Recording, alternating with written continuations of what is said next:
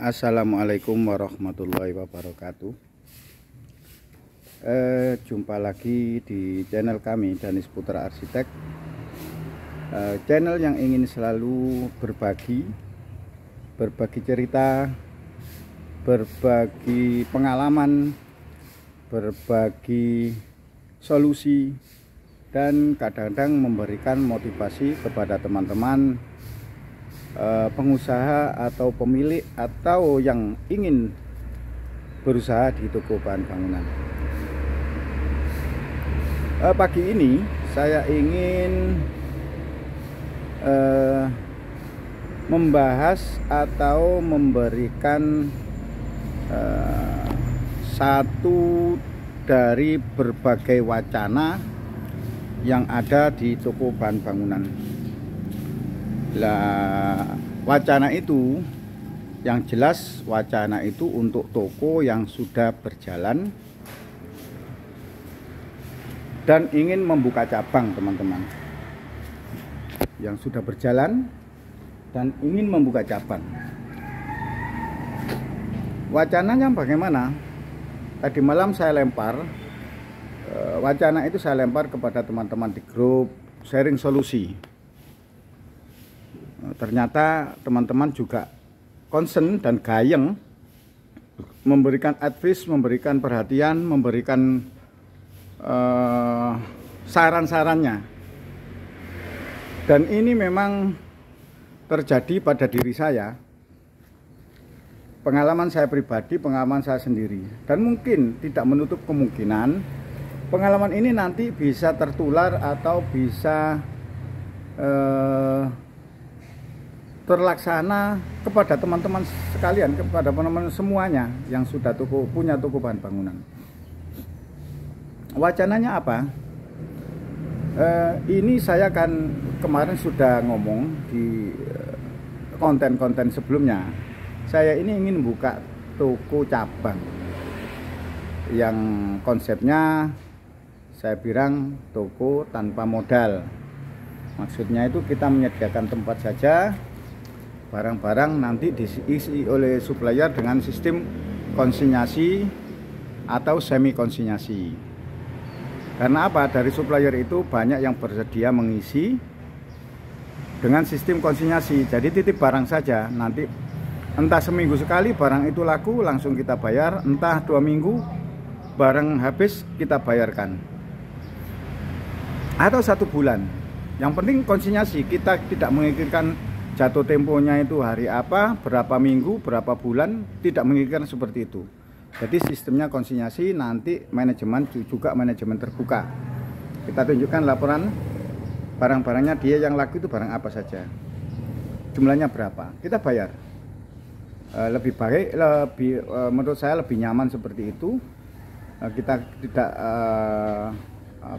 kita tidak terbebani untuk memikirkan jatuh tempo. Dan ada yang memang semi konsinyasi, yang fast moving dari supplier saya itu saya berikan, saya tawarkan. Ternyata dari supplier yang fast moving itu dia tidak mau full konsinyasi, tapi tempo pembayarannya dia mau diperpanjang. Yang tadinya 1 bulan saya dikasih tambahan tempo 45 hari. Yang tadinya 45 hari bisa ditempo 2 bulan. Nah, itu untuk barang-barang fast moving itu insya Allah berjalan, teman-teman. Karena apa? Karena toko itu kalau dikelola untuk 45 hari, masa barang yang fast moving 45 hari nggak habis. Dari situ ada lagi wacana orang dari teman dekat saya itu sering main ke toko, sering melihat kondisi situasi toko. Setelah itu dia itu ingin berminat, ingin menanamkan saham atau ingin bekerja sama dengan toko saya.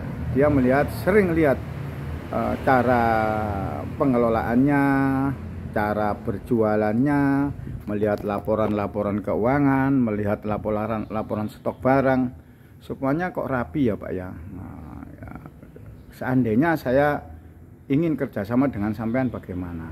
Saya tanya, Maksudnya kerjasama bagaimana? Saya nggak mau ditarget. Seandainya dia titip uang 500 juta terus minta berapa persen, itu namanya sudah riba teman-teman, karena menentukan hasilnya sebelum usaha itu berjalan.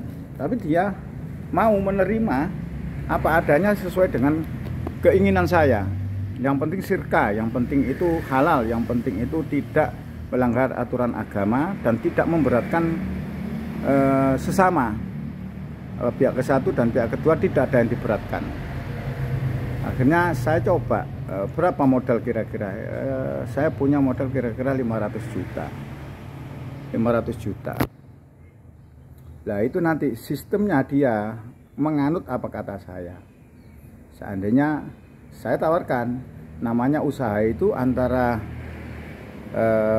berhasil dan tidak berhasil itu 50-50, 50%, 50%.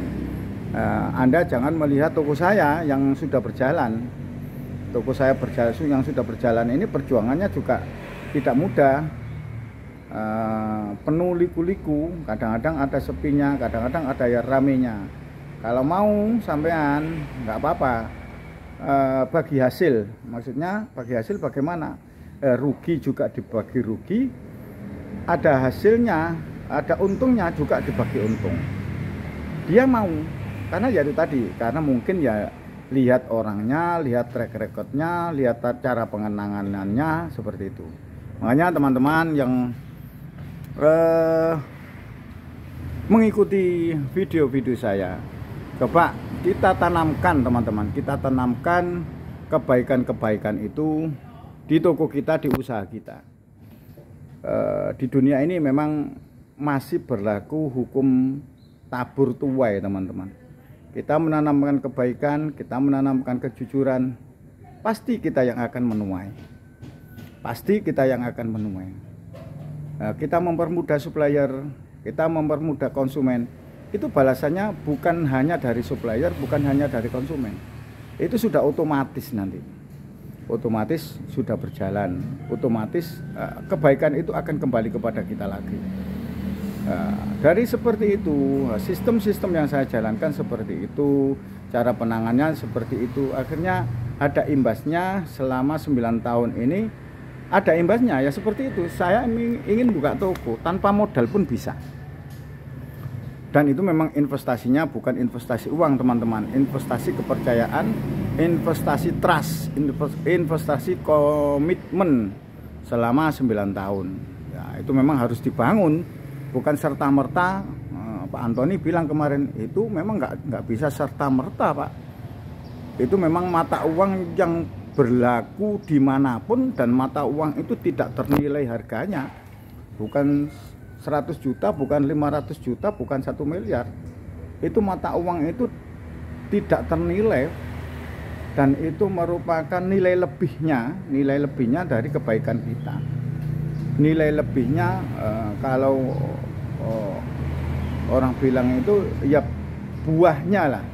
Kita memetik buahnya selama 9 tahun, kita menanam 9 tahun itu baru kita merasakan memetik buahnya seperti itu. Nah itu saya tawarkan kepada teman-teman, bagaimana seandainya ada seperti ini. Pilihan pertama adalah saya ingin membuka toko dengan konsep awal, tanpa modal, dengan konsinyasi sama supplier. Itu saya pikir nyaman banget, memang konsepnya seperti itu.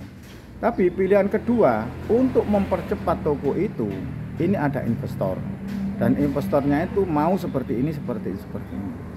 Dari wacana-wacana itu, pendapat-pendapat teman-teman yang muda-muda memang visioner teman-teman, kayak Mas Sugi, Mas Sandi, atau siapapun, semuanya itu yang masih muda, visioner memang. Melangkahnya itu lebih cepat, inginnya itu melangkahnya lebih cepat. Ya alternatif kedua saja Pak, alternatif kedua itu nanti kita bisa bikin toko lagi, satu lagi, atau kita bisa mempercepat dengan tanpa meminta kepada supplier karena modal kita sudah ada. Itu alternatif kedua. Tapi imbasnya, efeknya nanti kenyamanan kita berkurang karena kita ada intervensi dari pihak ketiga, penanam modal. Otomatis kalau ada apa-apa kita harus rundingan dengan penanam modal. Ada penambahan modal kita harus. Terus yang kedua, kekurangannya otomatis nanti profit dibagi berdua, teman-teman. Ya karena memang modal berdua, otomatis profitnya dibagi. Nggak tahu pembagiannya berapa, 30 70, 40 60 atau 50 50. Lah otomatis terbagi. Yang satu kenyamanannya agak berkurang, yang kedua profit dibagi. Ada lagi yang menyarankan dari hati nurani karena sudah melihat tahu saya itu maksudnya itu saya itu inginnya itu nyaman saja. Saya itu inginnya itu nyaman, bukan ingin yang wah, bukan ingin yang kelihatan besar, tapi kamuflase. Saya itu apa adanya memang. Nah, ini dari pendapat Mas Bowo, Pak Antoni, dan teman-teman yang pengalamannya juga sudah banyak, yang usianya di atas 40. Itu pendapatnya itu yang nomor satu adalah kenyamanan, Pak Jamadi. Kalau Bapak sudah ada konsep seperti itu, konsep nomor satu tadi, lebih baik itu saja Pak dijalankan, Pak. Toh tanpa modal Bapak sudah bisa berjalan. Nanti kita tidak ada intervensi dari investor. Nanti kita bebas berinovasi di toko kita sendiri. Kalau ingin mengembangkan, bukalah saja lagi, cari lahan lagi, cari kontrakan lagi. Ya, itu kelebihannya juga, kenyamanan juga memang perlu. Yang kedua, profit juga tidak terbagi, teman-teman. Terus yang ketiga lagi, tidak ada intervensi dari investor. Nah, pendapat-pendapat itu semuanya itu saya yakin pendapat dari hati nurani yang benar-benar ingin memberi solusi. Nah, ini nanti teman-teman bisa menjalani seperti ini, bisa ketemu hal-hal seperti ini. Nanti kalau sudah ketemu, tinggal pilih teman-teman, mau resiko dengan percepatan yang lebih cepat atau mau nyaman dengan agak lambat usahanya, maksudnya tidak terlalu cepat. Nah, itu alternatif seperti itu. Karena apa? Karena memberikan jawab, teman-teman itu memberikan jawaban itu dengan argumen, teman-teman. Argumennya itu jelas semua, bagus semua, nggak ada yang jelek. Dengan alasan yang jelas, dengan alasan argumentasi yang masuk di akal semua. Tidak ada yang jelek. Tak lihat itu pendapat-pendapatnya itu memang dia banyak yang sudah mengalami, ada yang sudah kerjasama. Nyatanya saya kerjasama sampai sekarang bagus-bagus saja, Pak. Asalkan perjanjiannya jelas, asalkan sama-sama komitmen, asalkan tidak saling menguasai, asalkan tidak ada yang ada yang murko ada yang saling menguasai, yang ingin menguasai gitu loh, ingin menang sendiri. Asalkan sama-sama komitmen, itu bagus-bagus saja, Pak. Ya memang benar gitu loh. Tapi ya di tengah jalan kita juga nggak tahu. Watak manusia itu tahunya itu kalau sudah kelihatan nanti aslinya bagaimana. Nah itulah teman-teman. Dari pendapat-pendapat seperti itu di forum atau di grup ini sering dibahas, sering saling memberikan pendapat, saling memberikan solusi. Inilah manfaatnya kita kalau punya teman sesama serumpun atau seperjuangan sesama. Akhirnya pengalaman-pengalaman yang tidak terpikirkan oleh kita muncul dengan sendirinya. Pengalaman teman-teman yang jelek-jelek, ada kemarin Pak Kardi mengatakan ada Pak toko itu yang kurang pengelolaannya, akhirnya dari toko yang ramai pengelolaannya kurang, uang toko diambil untuk bangun rumah, akhirnya ada yang sekarang hidup segan mati pun enggan. Lah jangan sampai hal pengalaman seperti itu terjadi kepada kita. Kita nyamankan, kita manage bener-bener, karena dari teman-teman semua ini semuanya ingin nyaman, semuanya ingin bagus pengelolaannya, semua dari pengalaman-pengalaman yang jelek jangan sampai terjadi kepada kita. Ya itu solusinya di forum ini, banyak pendapat, banyak motivasi, banyak masukan, banyak pengalaman-pengalaman. Dari situ saya simpulkan kalau umur saya sudah 52 tahun, kenyamanan yang nomor satu saya pilih opsi yang pertama. Opsi yang pertama tetap saya jalankan sesuai dengan angan-angan saya yang kemarin. Saya ingin membuka toko tanpa modal, tanpa jatuh tempo. Yang kita sediakan hanya tempat, rak, dan sistem, serta SDM, gitu saja. Nanti untuk barang kita dimintakan dari supplier, kalau supplier yang mau, kalau nggak mau kita isi dari toko pusat. Kalau toko itu tidak berjalan, otomatis tinggal ngambil lagi saja. Karena kita sudah punya toko yang sudah berjalan. Ini mungkin opsi-opsi atau alternatif-alternatif bagi teman-teman yang sudah berjalan. Kalau yang belum berjalan, ya silakan berjalan saja. Yang penting tempatnya juga jelas, tempatnya itu prospek, terus modalnya juga ada. Ya, jalan saja nggak apa-apa. Kalau ingin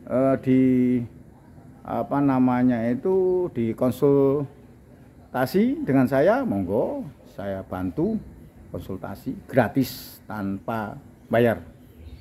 Gitu teman-teman. Demikian pagi ini sebelum berangkat ke toko. Ini masih di rumah. Ini gubuk saya, ini rumah di desa. Makanya saya tunjukkan tadi itu ada tanaman pohon mangga. Pohon mangga itu juga seperti itu, menanamnya sudah 6 tahun ini. Ini baru bisa memetik buahnya hari ini. Sama seperti itu, usaha juga seperti itu. Tidak ada di dunia ini yang instan, semuanya perlu proses.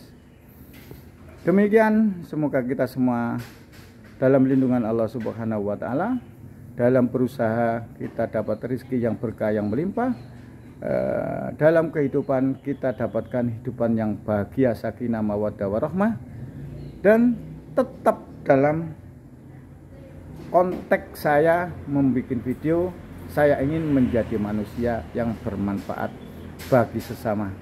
Karena sebaik-baik manusia adalah manusia yang bermanfaat bagi sesamanya.